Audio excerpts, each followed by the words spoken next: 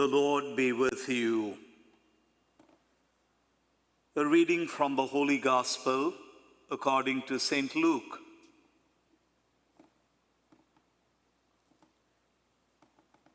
Once, when Jesus was praying in solitude and the disciples were with him, he asked them,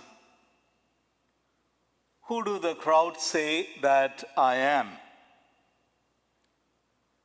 They said in reply, "John the Baptist, others Elijah, still others one of the prophets." Then he said to them, "But who do you say that I am?" Peter said in reply, "The Christ of God." He rebuked them and directed them not to tell this to anyone.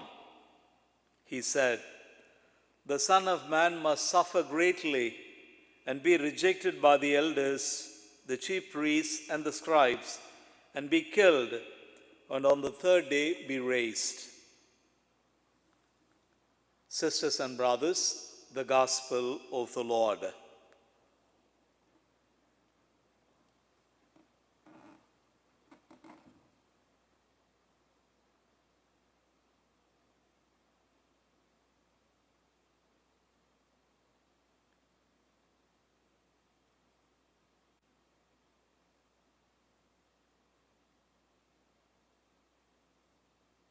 Who do you say that I am?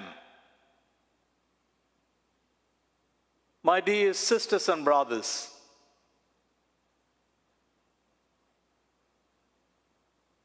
the answer to this question, who you say Jesus is to you, will determine who you are or who you become, the way you live your life, the way you love, the way you shop, the way you socialize, or even the way you exercise your franchise. Because this one question, who is Christ to me? The answer to that question will determine the person that I become and the life that I lead. And so I ask you, who do you say that Jesus is to you? Not when some nun taught you, or what a pastor told you, or what you read in an article. But I ask you, have you had a one-on-one experience with Jesus? Do you spend time with Jesus? Do you walk with Jesus? Do you talk to Jesus? Do you listen to him? Is Jesus an integral part of your life?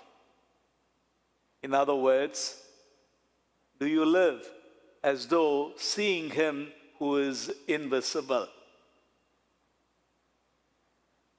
Although it must have taken the apostles a little while before they could come up with this answer, "You are the Christ, the Son of the living God," they probably, I'm sure they knew that there was something special about Jesus, that there was something unique, that he was different from the others. Otherwise, why would they leave their business, their family, their aspirations, their dreams and goals, and follow him? And so, I ask you, who is Jesus to you? It's about time that we sat in the quiet of our room and asked ourselves this question: do I know Jesus? Do I have a personal relationship with him? Do I know him one-on-one? And if Jesus is so important that I have become a Christian, then do I spend time with Jesus? Do I talk to him in prayer? Do I listen to him in prayer? Let's pause for a while and ask ourselves this question: who is Jesus to me? And I'm so glad and grateful that the founding fathers and mothers of our church, together with the then pastors, came up with this mission statement for our parish community: to know and love Jesus and to follow him in compassionate service. When you know Jesus, you cannot but fall in love with him. And when you are in love with something, you cannot but pursue and follow that. And that is the way it is with Jesus. And so, get to know Jesus, not with your head, but with your heart. Not as you would read about someone, but as you would get to know a friend, someone very close to you, someone on whom your whole life depends. And then, eventually, it is inevitable that you will fall in Jesus. And then, I don't need to tell you to follow him, for you certainly will. And so, who do you say that the Son of Man is?